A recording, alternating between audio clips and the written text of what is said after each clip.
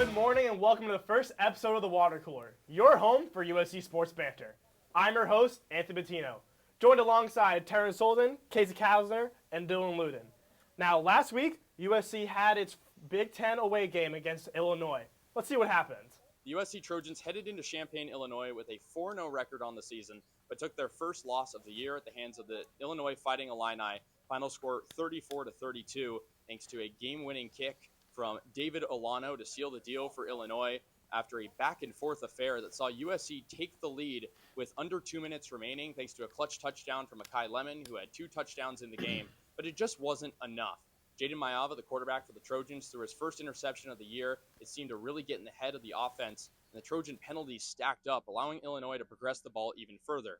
USC at 4-1 now goes back to the drawing board. They'll have a bye week before taking on Michigan in what seems like a must-win game.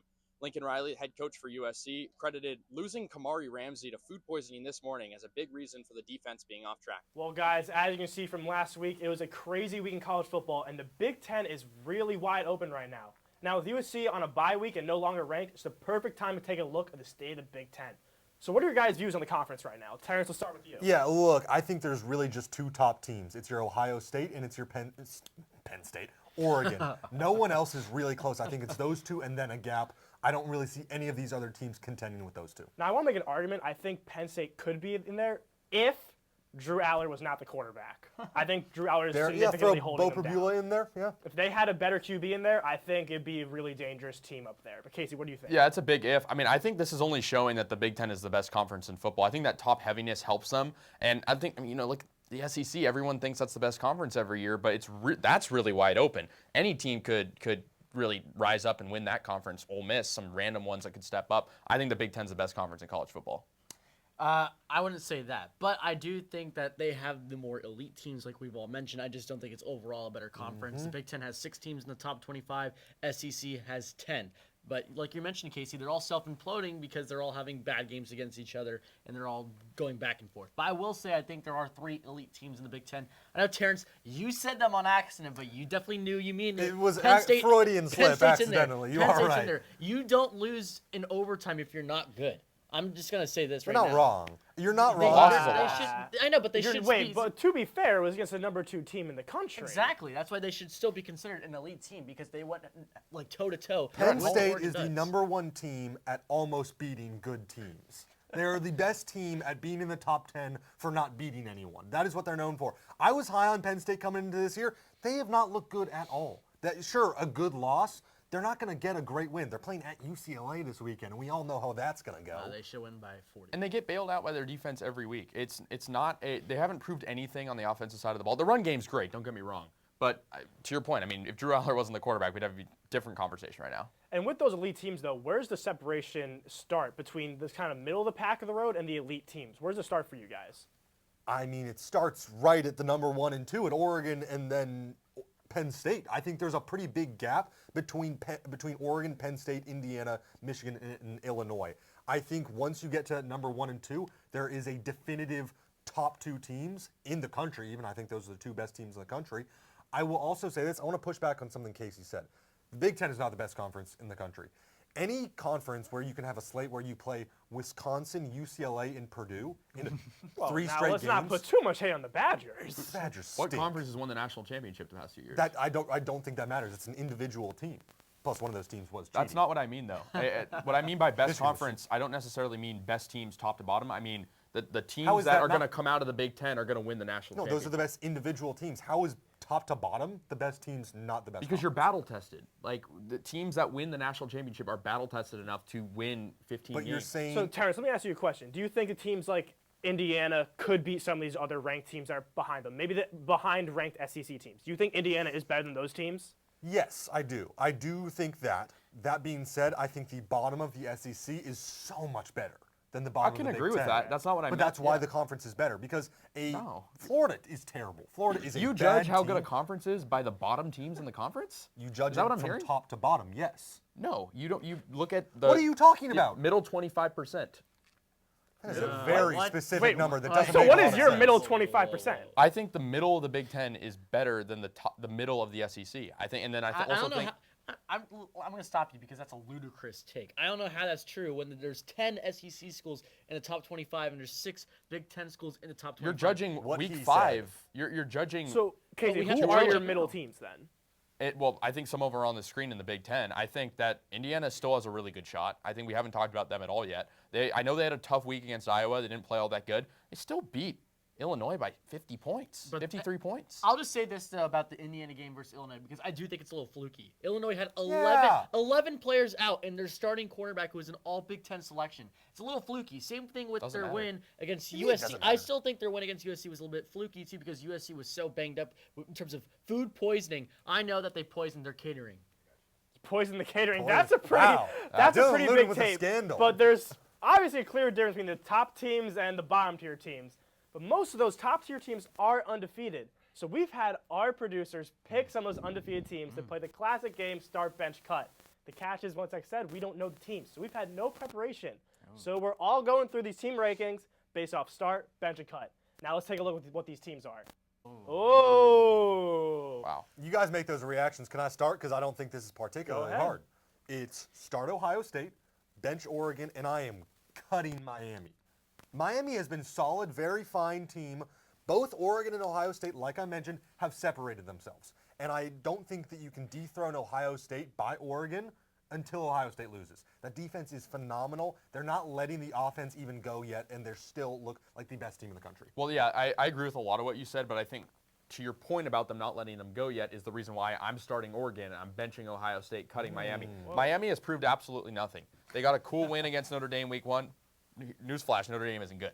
So I'm not going to say all that. yeah, but well, they're I'm going not to say as it. good. I'm going to say that. You're going to say it. So Okay. yeah, so I think that's why I bench or I cut Miami rather. But I think Oregon has definitely proved itself a lot more than Ohio State. I don't think Ohio State's Texas win is looking all that special now.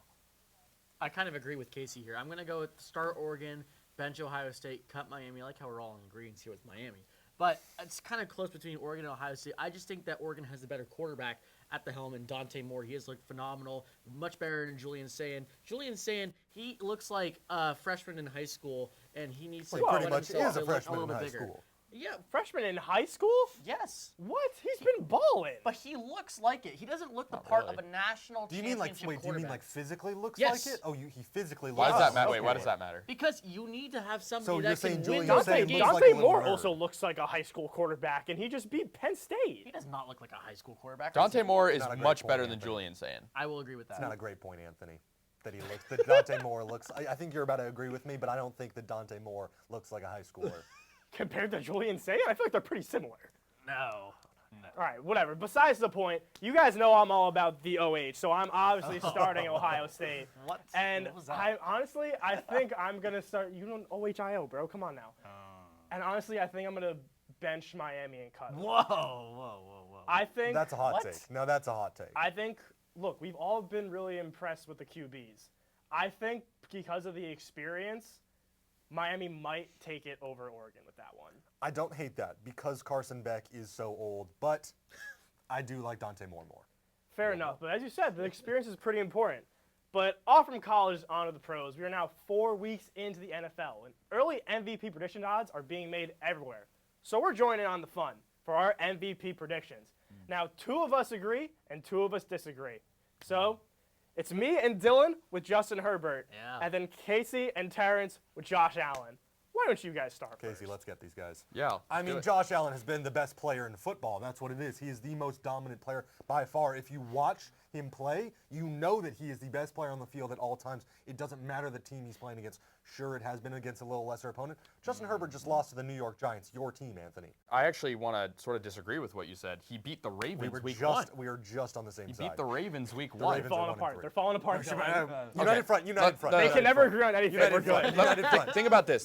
The Bills have had a different leading receiver every single week so far. So clearly, Josh Allen is the consistent one leading them to victory so far. Also, second highest QBR in the league. That doesn't account for rushing yards. He already has 159 rushing yards through 4 games. He can do everything. He had the best win of the year against the Ravens week 1 too. Okay, hang on. Let's slow it down. The Ravens have not looked the same this year at all. You cannot. Lamar's say that. hurt. Okay, Derrick Henry fumbles. He fumbles almost every single game now. And He is not the same anymore. You could argue one of the best wins was Chargers beating the Chiefs, in my opinion. Exactly. I The don't Chiefs know about still Week look like a one great in team. Brazil, I mean, it's come all on. sorts of factors YouTube. that are a little Let's weird. slow your roll. Okay, let's go back to what their counterpoint was when Herbert losing the Giants. We're both Giants fans, so we watched that game extra closely. Okay. Herbert had absolutely zero time to throw the ball because his O-line was banged up and injured. I don't fault him for that. And he almost still- brought him back. And he still looked fine to me. Still lost. Look, his talent around him has elevated himself this year. Quentin Johnson is no longer dropping balls. He's now a top 5 receiver in the NFL from what the I wanna stats po- say. I wanna Talking point about the out- weapons on the Chargers, you're talking about the Bills have a lot of different No, they receivers. don't. No, they The Chargers don't. have weapons. Can I point The out Bills the have key no thing that Dylan weapons. said? The weapons around him have elevated themselves. Yes. He is not elevating Oh, you know, them. he has You admitted elevated yourself weapons. that they were not elevated. Name a Bills Brad receiver. elevated McConkey himself. has taken a step down Khalil this Shakir. year. Okay, there you go. I think but that's more- Joshua Palmer, Khalil Shakir are Keenan not the Coleman. same level. Yeah, it's not the same level of what the Chargers Yeah, have. The Chargers have way more fourth depth. string receiver is the Bills' second string receiver. Yes. I think you're putting a little disrespect on Shakir personally. Also, James Cook is one of the best running backs Are in you the saying league. Amarian Hampton has not been fantastic since Najee he's Harris? No, been but you're great, but he's saying hurt. James Josh Cook. Allen is nobody. James Cook is one of the best running backs in the NFL. We're not talking right about now. running backs. We're talking about receivers. Yeah, and what's a running back in the backfield? when you James toss Cook him? He's isn't a much of a receiver. receiver. They're not Receiver. leading the team in reception yards. Okay, but they're still part of the receiving game. You're wrong. You're wrong. And Justin Herbert's got a lot of passing yards right now, I'm going to say. But Fourth in the league. clearly there are two MVP favorites right now. But, I guess we just can't agree on it. But, next up, we think we're as good as all these athletes, right? We think we're just as good as these pro athletes. Not really. But personally, I do. So our water cooler team went out to see if we could test that theory. And they tried out the lacrosse man-U test. Let's see how that went. USC women's lacrosse is built on grit and relentless training. Every rep, every sprint, every drill fuels their dominance. Today, we put that championship mindset to the test. This is Average Joes versus Pros. Welcome to Average Joes versus Pros. My name is Jessica Silva. I'm Liam Irvin. And I'm Scott Hills, and it's our turn to take on the test. Our man-U test is modified, so it's 13 man-U's, so to the 100 and back. You have to get there in 18 seconds, and then you have 42 seconds to jog back and do that for 13 minutes. Do we have any athletic backgrounds between the three of us? What we got, Scott? I'm more of a watcher than an athlete myself. I like a good run, though. I can jog around the block, but I don't know about this. My only experience would probably be third grade tennis, high school basketball, and a little bit of middle school volleyball. So High school basketball, though, the suicides might help you. I was a high school baseball player. Unfortunately, not a lot of running involved. Let's go, team.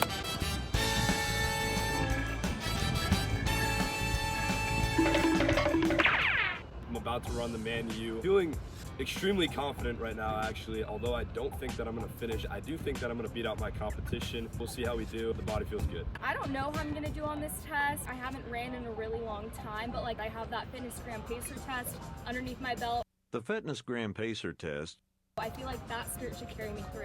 Looking to do well in this competition, the best that I can do, and let's get through this 87-degree weather.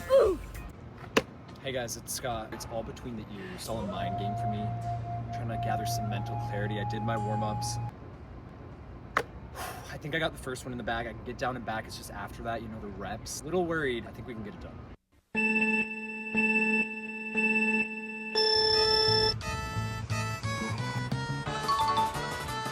Hustle. My top looked good. Wow. Just my top. I think that I was a little overconfident in my abilities. We got about 4 in, and that's what we called it quits right there. I don't think any of us are going to be able to do this. She's a runner, she's a track star. She Oh, you gon' did run that ball when good. it gets You ran that hard. in 16 She can take seconds. the Keep pace, it she that can get pace. scored. So tired. What's No going way I'm on? finishing this. Absolutely not. How athletes do anything.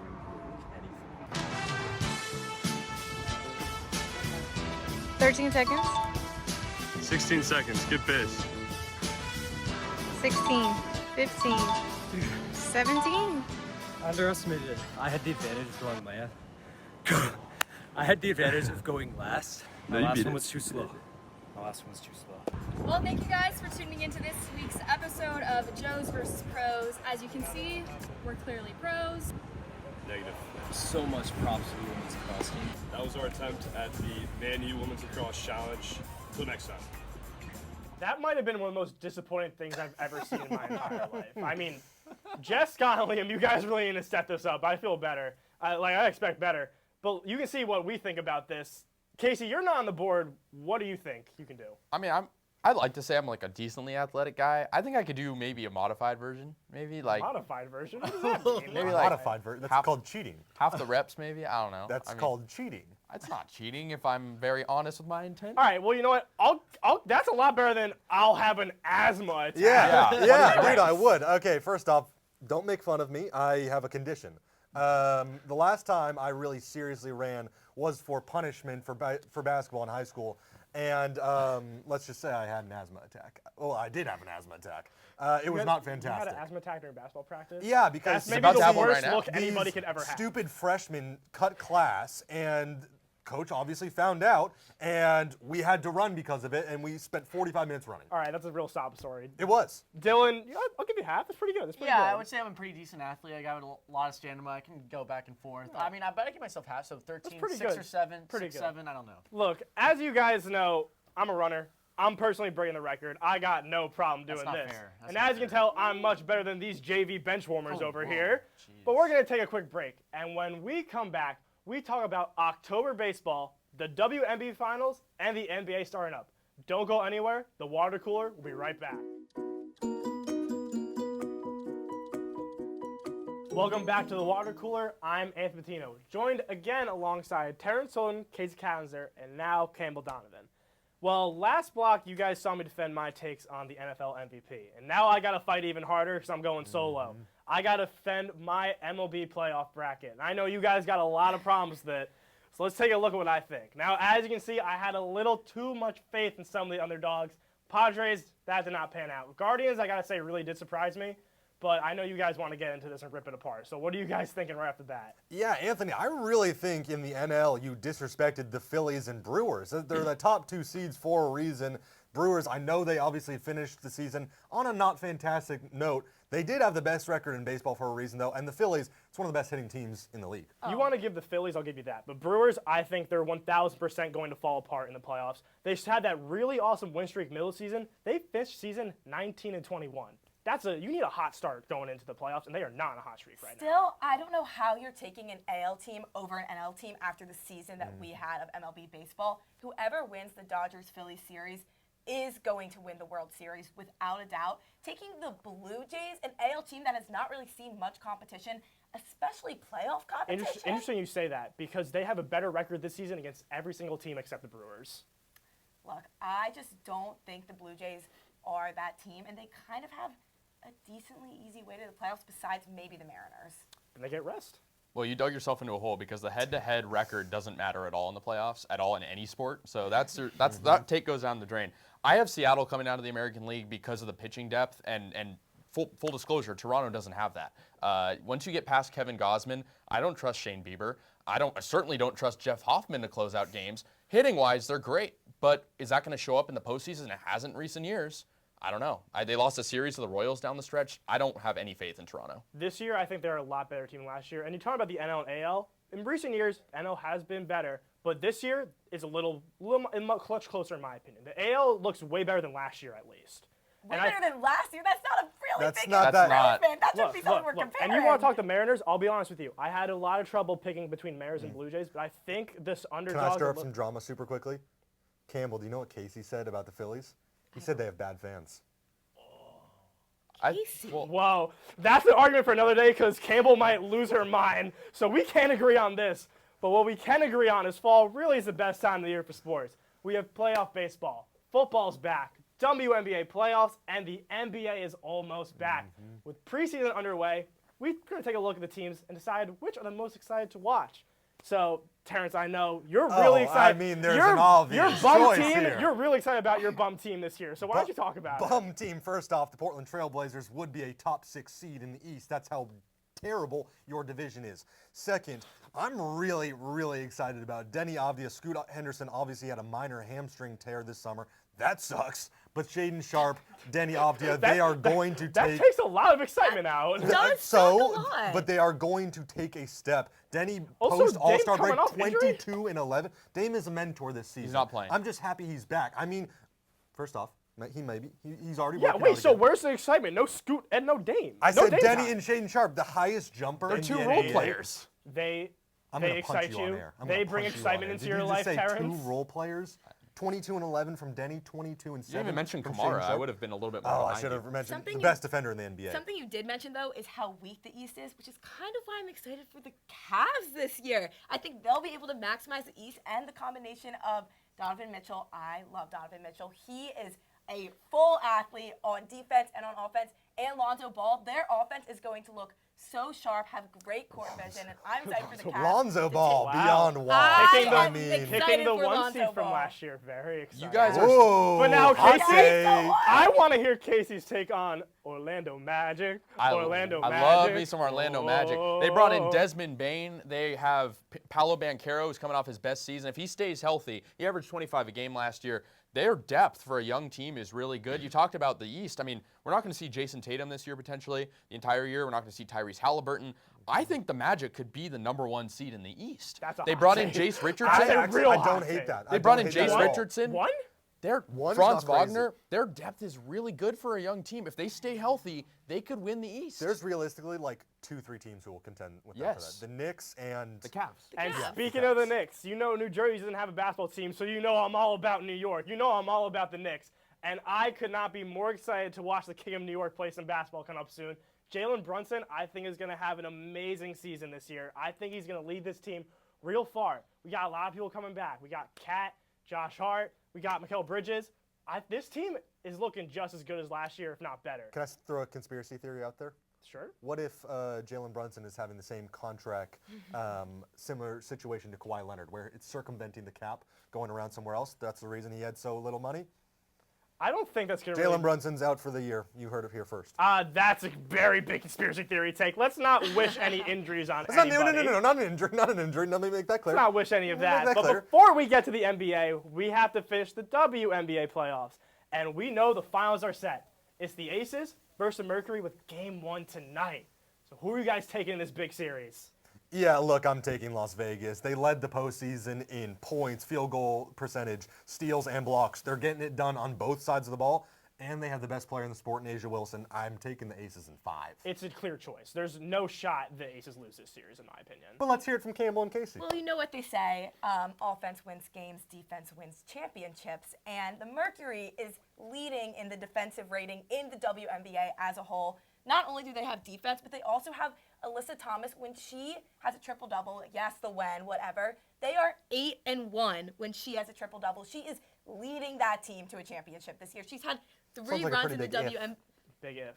Big if. You They're know, in the you championship. You sound like an SEC fan. With A all lot of these your ifs takes you're are throwing ifs, out Campbell. there. A lot of your takes are ifs. Casey, you've been real quiet. Well, look, Shocker. come on. Never thought I'd ever say that. In any final situation, if you shut down the best player with your defense, you're going to have good things come for you. They're going to be triple guarding Asia Wilson. I know a lot of teams have done that this year. Okay, then the Aces also have Jackie Young. Okay, Yeah, but what they about got the a depth that the stellar Mercury big has? 20-point three. scorers. Stellar big three over that. So do the Mercury. They have a ton of great players at the top, and it all starts at the top and trickles down to the bottom. And so I really think It really is an offense versus defensive type of series, though. It should be a fun one. It is going to be a great series. Like, the It's Mercury gonna- cannot compete offensively in the Aces, in my opinion. No, all the leagues are obviously in full effect right now, which means there's a lot of terminology and a lot of abbreviations being thrown around. But do people really know what those abbreviations mean?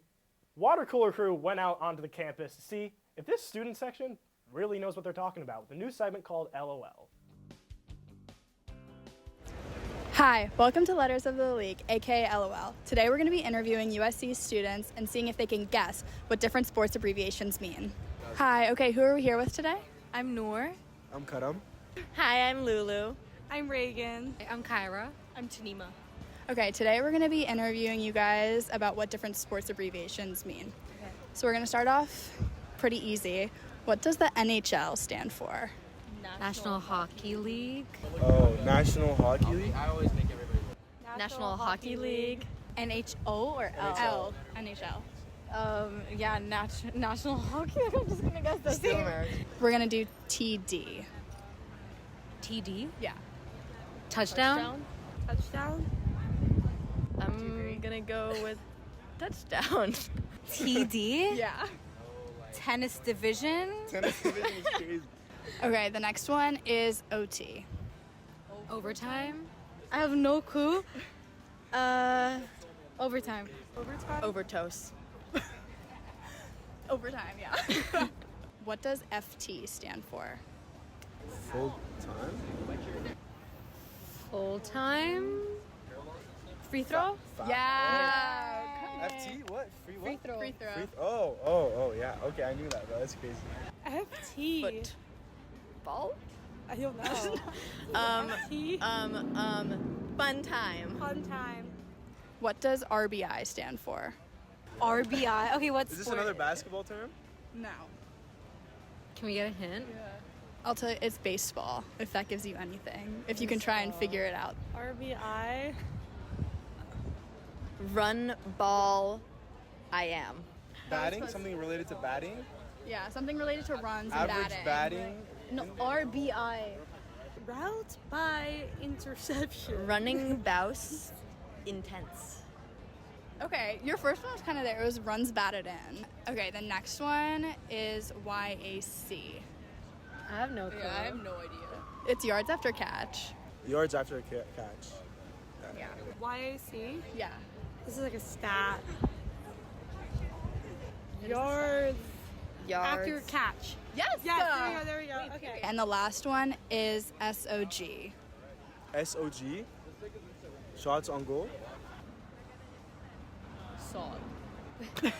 I don't think I know this one either. No. This one's hockey, if that gives you anything. SOG. Slap on puck.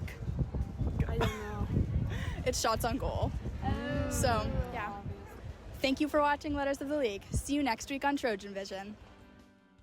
For entire cast and crew, I'm Anthony Bettino. Hope you enjoyed the show, and we'll be back next week. Same time, same place. For your home for USC Sports Banter.